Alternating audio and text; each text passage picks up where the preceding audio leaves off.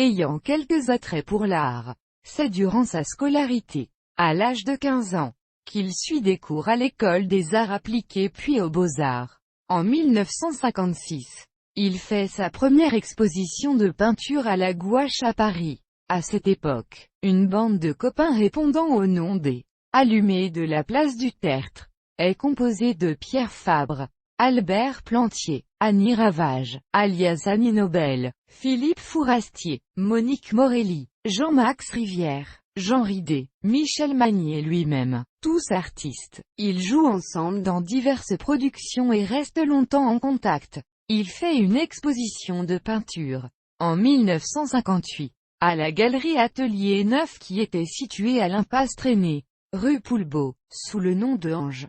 Son parcours est interrompu par un voyage en Algérie, organisé par l'armée française, de 1953 à 1961.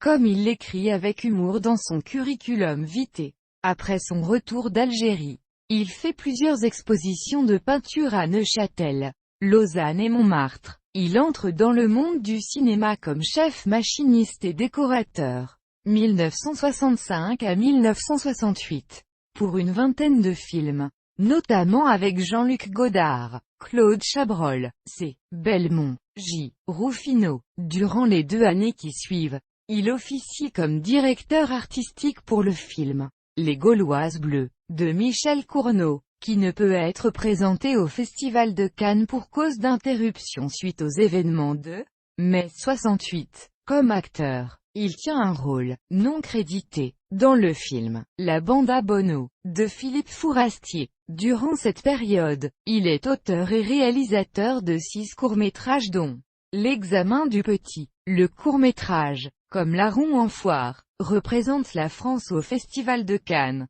Les années suivantes, il réalise une trentaine d'annonces publicitaires pour la télévision française et italienne. Il réapparaît devant l'écran, en 1972, comme acteur dans un feuilleton télévisé, Mandrin, de Philippe Fourastier puis comme auteur-réalisateur dans son premier long-métrage, Le Trèfle à 5 feuilles, avec Philippe Noiret, Jean Carmet, Paul Prébois, Liselotte Pulvert, qui est tourné en Pays d'Apt en Luberon.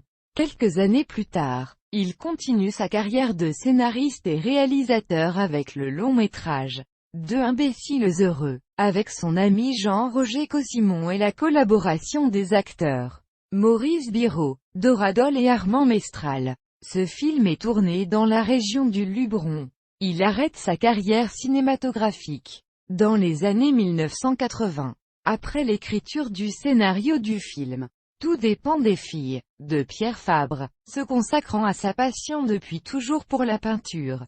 Il fait une exposition dans son fief Montmartre 3 en 1976, suivie d'une exposition en 1978, à Rolle en Suisse et d'une autre en 1980, à Bonn et Freiburg en Allemagne. Juste marié à sa femme Ueli. C'est en 1982 qu'il s'installe définitivement dans le Luberon en acquérant une auberge équestre à proximité du village de Roussillon, Vaucluse. Il fait 2 expositions à Paris, l'une privée en 1991 et l'autre à la galerie Transparence en 1995 avant d'ouvrir sa propre galerie d'art à Roussillon. Productif, il fait une dizaine d'expositions de ses peintures dans diverses galeries et salons en plus de la création et l'inauguration d'une nouvelle galerie, Atelier Edmond Fris, avant de s'éteindre, le 3 avril 2016, dans sa région de création et d'adoption.